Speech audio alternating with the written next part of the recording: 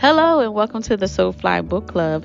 Today, our book is called The Year We Learned to Fly. This book was written by Jacqueline Woodson and illustrated by Rafael López. That was the year we learned to fly. Let's get into the book. That was the spring when the rain seemed like it would never stop and the thunder boomed so hard we weren't allowed to go outside. Use those beautiful and brilliant minds of yours, my grandmother said.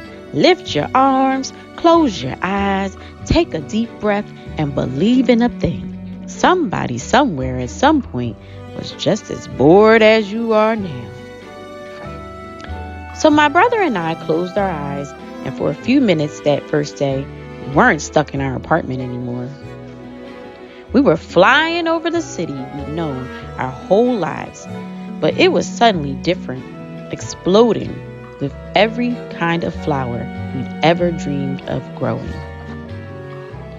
That was the summer we learned to fly, when my brother and I couldn't stop fussing with each other over whose turn it was to wash the windows, to feed the dog, to clean the kitchen.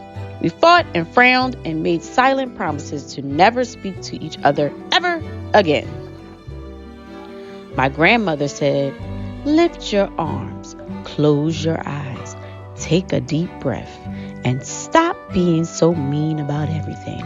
Somebody somewhere at some point was just as mad as you are right now. So we did. And as the soft wind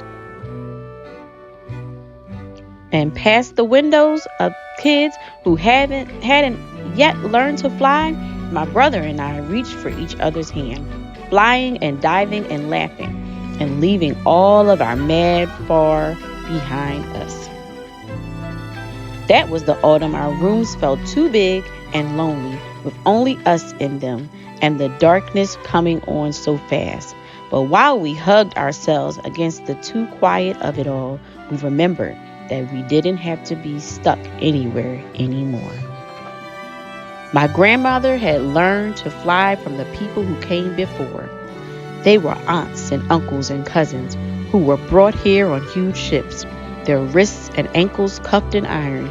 But my grandmother said, nobody can ever cuff your beautiful and brilliant mind. So our people learned to fly, she said. They dreamed a thing and made it happen, closed their eyes and flew away home. Lift your arms, my grandmother said, close your eyes, and remember somebody somewhere at some point had to figure out they could fly. That was the winter we moved away from the building and the block and the friends we'd always known, to a street where the kids looked at us funny and didn't even answer when we asked them if they wanted to play. It's okay, I said to my brother.